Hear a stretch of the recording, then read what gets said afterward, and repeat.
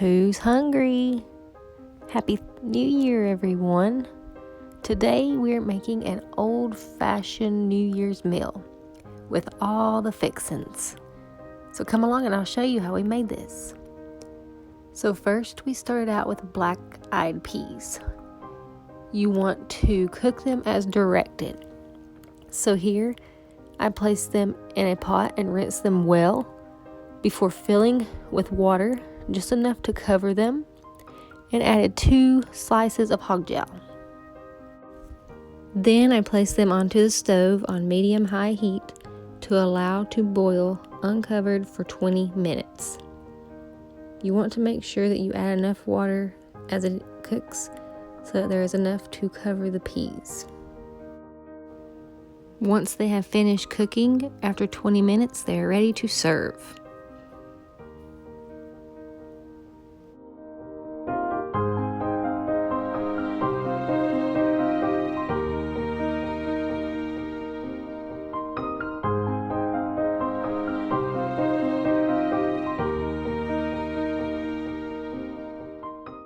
Next up are those collard greens, a New Year's staple. So first off, you want to make sure that you have all of your ingredients, including chicken broth and your destemmed greens.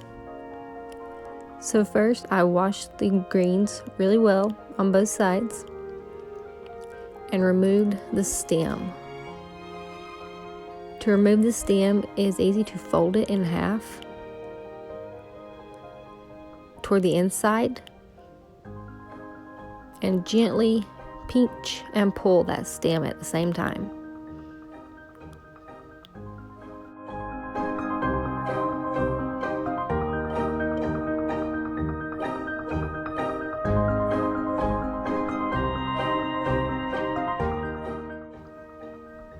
It's easy as that. And you're going to repeat this until you have a pot full of destemmed collard greens.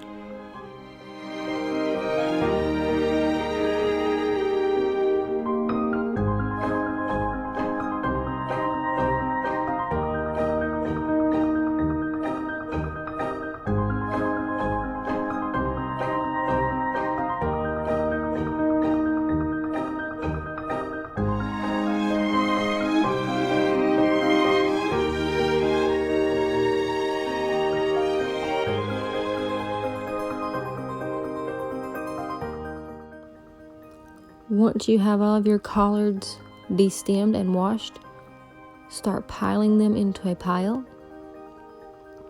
about 4 to 6 leaves, and roll them up. Here we're going to chiffonade them into smaller strips for quick and easy cooking.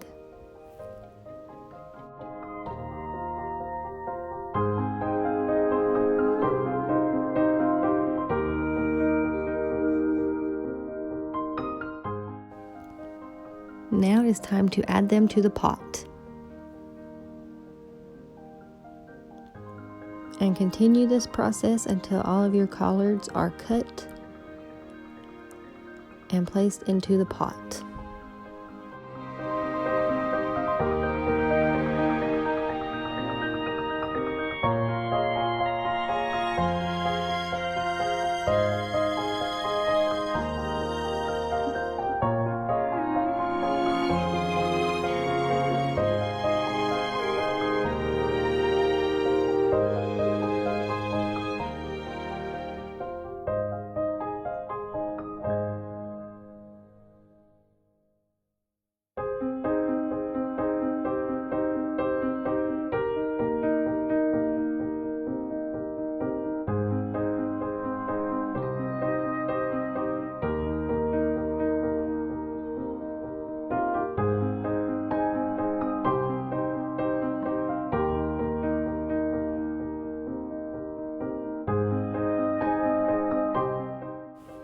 Now you want to go ahead and add a 32-ounce carton of chicken broth to the pot. This will be what you cook the collards in to give it some amazing flavor.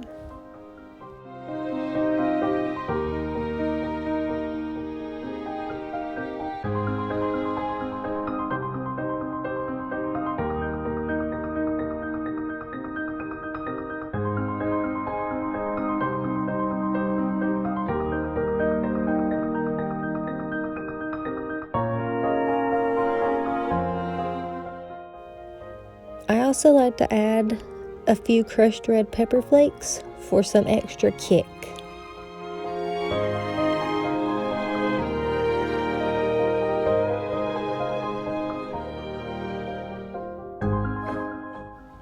For the collards, you're going to cook them for about an hour or until they are fork tender. And you can see that the color has changed from that light glossy green color to that lighter golden color. And now you're ready to serve them up.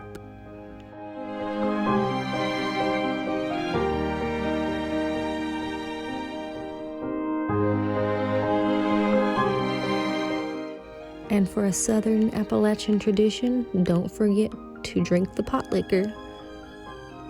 Yes, that juice in the bottom of the pot is consumable and simply delicious, either alone or dipped in cornbread. Now it is time to cook our hog jowl. Hog jowl is another one of those Southern traditions that you have to have every New Year's with that Appalachian meal. So you want to go ahead and place your pieces into a pan. I sprayed my pan with a little bit of nonstick spray and just a tiny drop of oil to get the cooking started. The hog jowl will have plenty of oil on its own once it starts cooking, so you really need to not add anything to the pan other than a little bit of nonstick spray.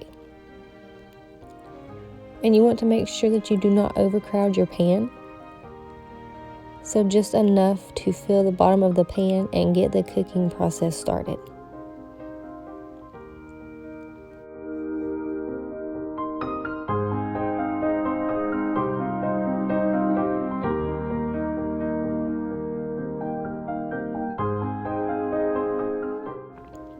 Looking good, right? It roughly takes about 10 to 15 minutes per pan to cook the hog jowl. However, a good way to tell if it is finished is when you can flip it and it feels fork crispy. It is no longer rubbery feeling.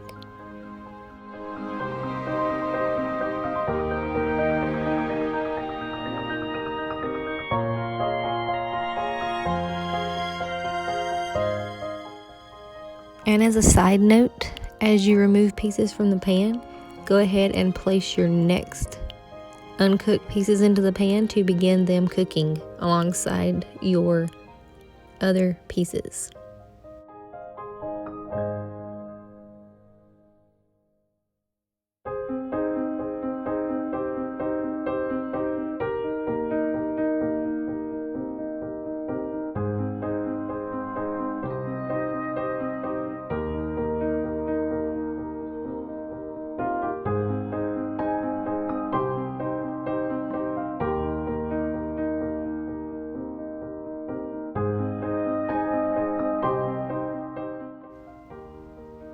And here you just want to keep continuing the process of cooking and flipping about every 3 to 5 minutes until you are left with that crispy hog jowl.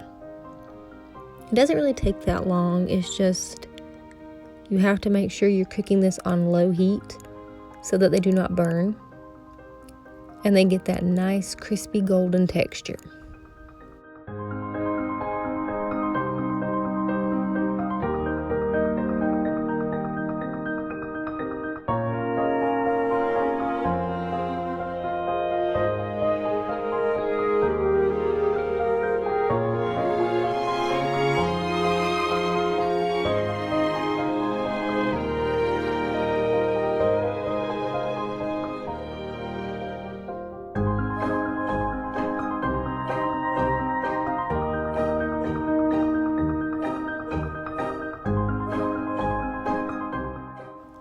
And there you have that beautiful crispy pan of hog jowl.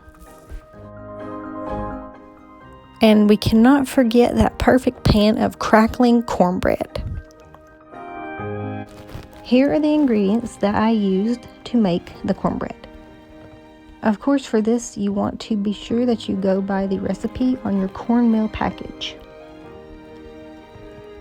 So once you have all of your ingredients added to a bowl, you want to mix them well, making sure to reserve very little use of vegetable oil, especially since you're going to be adding the cracklings to the cornmeal mix. So here I add in my cornmeal and egg to a bowl, along with the buttermilk.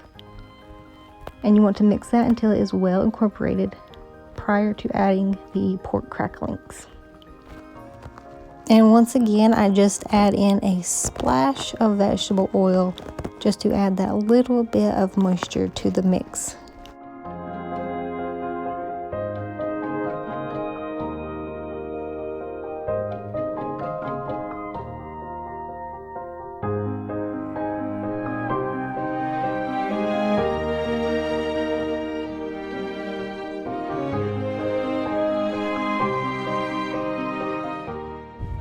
As you're mixing, you want to add in water to thin out the batter.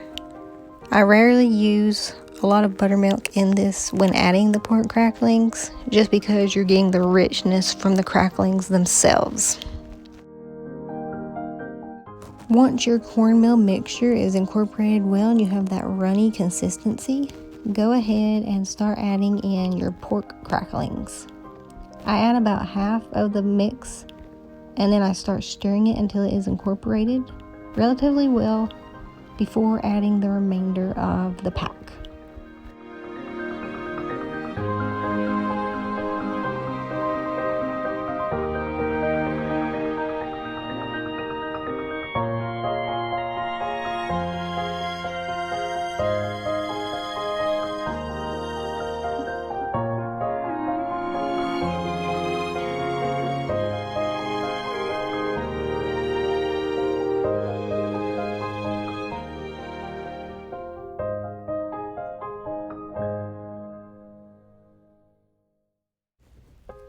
Just make sure you mix until it is incorporated.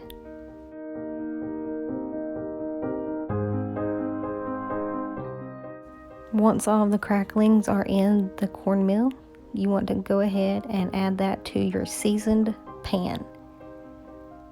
I seasoned my pan with a little bit of vegetable oil and cornmeal and placed it over the eye to allow it to heat up until it was nice and bubbly.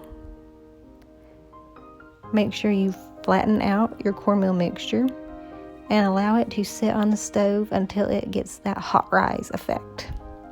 This will take a couple of minutes.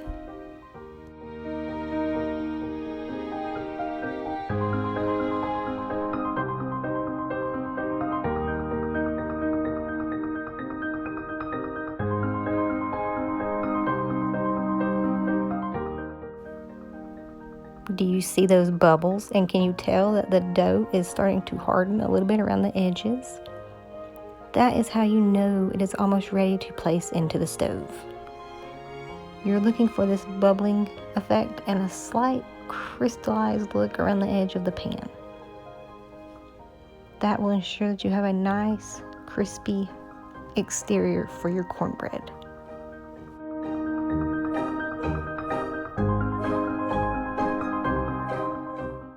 Go ahead and place in the oven and follow the cooking directions, adding 5-minute extra cook time to what the package says.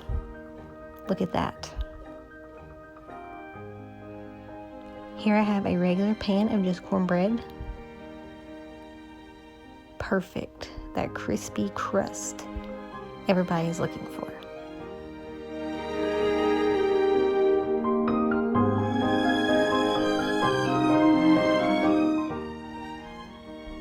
Look at that gorgeous cornbread.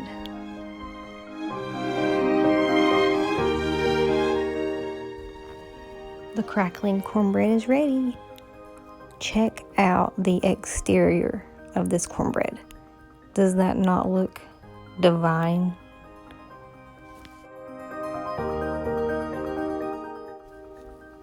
And there you have that perfect bite of crackling cornbread to go alongside your other main dishes.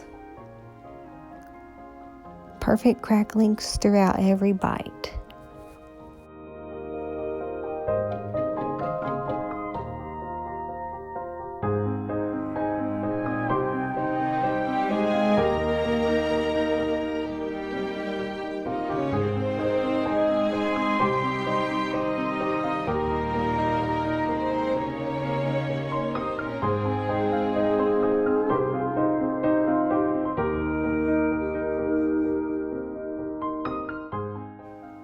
And there you have it, from the crackling cornbread to the collard greens. Our collard greens are finished, steaming perfection with that pot liquor collard juice. We have some good homemade potato salad. Here are our black-eyed peas, our hog jowl crisped up to perfection, some homemade green tomato pickles and pickled onions, and finally that crackling cornbread and regular cornbread. That looks like one delicious looking New Year's spread. So there you have it, an Appalachian New Year's meal. Happy 2021, everyone. Please subscribe to my channel and give it a thumbs up. I will see you on that next journey through an Appalachian heart.